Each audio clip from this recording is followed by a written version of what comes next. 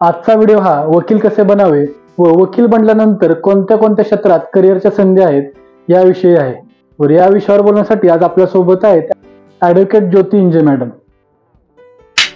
Madam, सगळ्यात आधी वकील शिक्षणासाठी कसे ऍडमिशन घेता येते व त्यासाठी कोणते शिक्षण पूर्ण करावे लागते? जर तुम्हाला वकील बनायचं असेल तर त्यासाठी तुम्हाला किमान 12वी उत्तीर्ण होणं आवश्यक आहे. मग 12वी मध्ये कोणती शाखा, तर याला काही मर्यादा नाही. म्हणजे तुम्ही 12वी पर्यंत सायन्स मध्ये असाल, कॉमर्स शाखेमधून असाल किंवा कला शाखेमधून असाल, कोणत्याही शाखेमधून तुम्ही जर 12वी उत्तीर्ण झालात तर तुम्हाला 5 वर्षाच्या विधी अभ्यासक्रमासाठी प्रवेश हा घेता येऊ शकतो.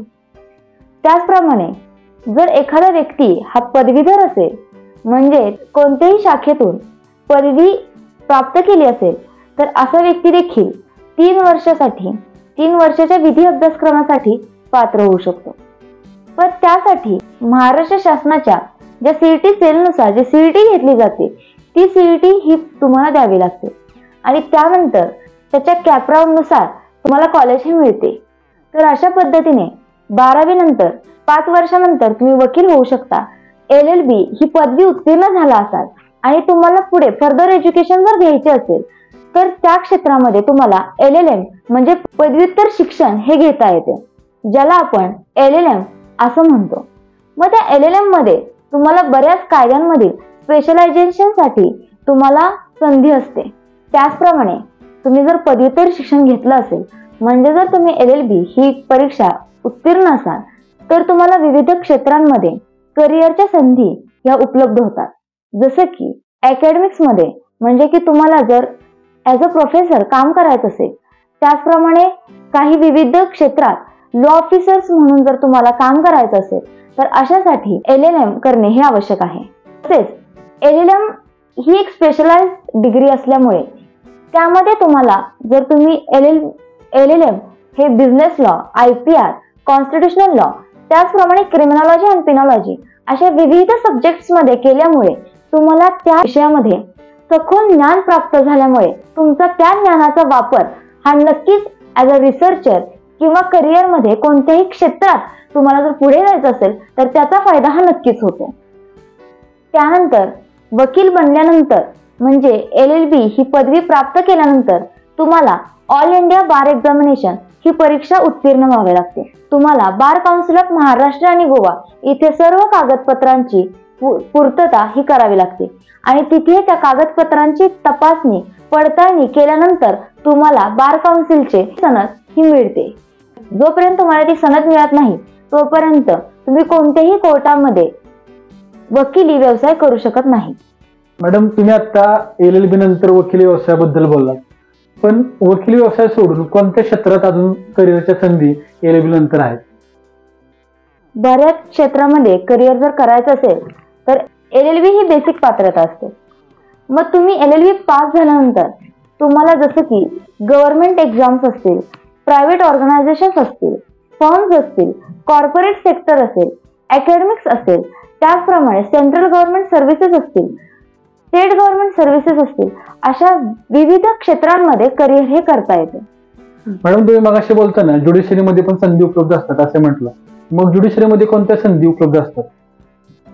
ज्युडिशरी मध्ये जर एखादा नवीन विधी पदवीधर असेल तर त्याला दिवाणी न्यायाधीश कनिष्ठ स्तर व प्रथम वर्ग न्यायदंडाधिकारी या परीक्षेच्या रूपात ज्युडिशरी मध्ये एंट्री करता येते. जर तुम्हाला उच्च न्यायालयामध्ये काम करायचं असेल तर लॉ ऑफिसर्सच्या देखील पोस्ट ह्या उच्च न्यायालयामध्ये भरलेल्या असतात. त्याचप्रमाणे जर तुम्हाला लीगल रिसर्चर म्हणून काम करायचे असेल तर तुम्हाला त्याची संधी देखील तुम्हाला उपलब्ध असते. तसेच मॅडम, ज्या बहुराष्ट्रीय कंपन्या असतात, कॉर्पोरेट्स असतात, त्यामध्ये कोणत्या करिअरच्या संधी उपलब्ध असतात? आता LLB ही पदवी प्राप्त केल्यानंतर तुम्हाला कॉर्पोरेट लॉयर म्हणून कोर्टामध्ये प्रॅक्टिस तुम्ही करू शकता. त्याचप्रमाणे कंपनी सेक्रेटरी असेल, लीगल ॲडवायझर असेल, त्याचप्रमाणे लीगल रिसर्चर असेल, कंपनी काउन्सिलर असेल, अशा विविध संधी तुम्हाला LLB डिग्री प्राप्त केल्यानंतर ह्या उपलब्ध असतात. त्याचप्रमाणे legal analyst, compliance manager, law officer अशा बऱ्याच संधी या कॉर्पोरेट सेक्टरमध्ये अवेलेबल असतात. मॅडम, सरकारी खात्यांमध्ये म्हणजे केंद्र सरकार असेल, राज्य सरकार असेल, अशांमध्ये काय संधी उपलब्ध असतात? तुम्ही LLB ही पदवी प्राप्त केल्यानंतर जर तुम्हाला केंद्र सरकार किंवा राज्य शासनामध्ये जर तुम्हाला नोकरी करायची असेल तर त्यासाठी तुम्हाला UPSC त्याचप्रमाणे MPSC द्वारे ज्या एक्झाम्स कंडक्ट केल्या जातात ते तुम्ही पात्र असतात. आर्मीमध्ये दाखल होण्यासाठी जॅड म्हणजेच जज ॲडव्होकेट जनरल नावाची एक परीक्षा घेतली जाते आणि त्याद्वारे तुम्हाला आर्मीमध्ये ॲज अ लॉ ऑफिसर म्हणून जाता येते. त्याचप्रमाणे जर तुम्हाला नेव्ही, एअरफोर्स त्याचप्रमाणे ज्या बाकीच्या ज्या संलग्नित ज्या शाखा आहेत त्याच्यामध्ये जर तुम्हाला काम करायचं असेल तर त्यांच्या ऑफिशियल वेबसाईटला लॉ ऑफिसरच्या जागा ह्या गव्हर्नमेंटद्वारे रिक्रूट केल्या जातात आणि त्यानुसार तुम्ही त्यासाठी अप्लाय करू शकता. त्याचबरोबर जर तुम्हाला अकॅडमिक्स मध्ये जायचं असेल तर त्या अकॅडमिक्स मध्ये जर तुम्ही LLM केल्यानंतर जर सेट नेट त्याचप्रमाणे PhD ही पदवी प्राप्त केल्यानंतर बऱ्याच गव्हर्नमेंट कॉलेजेसमध्ये तुम्ही as a teacher, as a professor म्हणून इलिजिबल हे होत असतात. त्याचप्रमाणे तुम्हाला गव्हर्नमेंटमध्ये काम करण्यासाठी पब्लिक प्रोसिक्युटर जी कोर्ट कामकाजामध्ये अत्यंत महत्वाची भूमिका ही निभावत असते, ही पोस्ट देखील या पोस्टसाठी देखील तुम्ही अप्लाय करू शकतात. त्याचप्रमाणे जर तुम्ही जर्नलिझम मध्ये स्पेशल असाल तर त्यासाठी लिगल जर्नलिस्ट नावाची पोस्ट ही तुम्हाला अत्यंत उपयोगी ठरते आणि त्याद्वारे तुम्ही बऱ्याच गव्हर्नमेंट खात्यामध्ये या पोस्टसाठी अप्लाय करू शकता. त्याचप्रमाणे जर तुम्ही बँकिंग लॉ मध्ये स्पेशलायझेशन असेल किंवा तुम्ही LLB प्राप्त केल्यानंतर जर गव्हर्नमेंट द्वारे नॅशनल बँकेतील लॉ ऑफिसरसाठी ज्या परीक्षा घेतल्या जातात त्यासाठी देखील तुम्ही अर्ज दाखल करू शकता आणि अशा पद्धतीने तुम्ही बऱ्याच गव्हर्नमेंट सर्व्हिसेस मध्ये काम करू शकता. त्याचप्रमाणे केंद्र सरकारच्या रेल्वे खात्यामध्ये देखील लॉ ऑफिसर्सच्या जागा असल्या कारणाने LLB झाल्यानंतर तुम्हाला तिथे देखील तुम्ही अप्लाय करू शकता.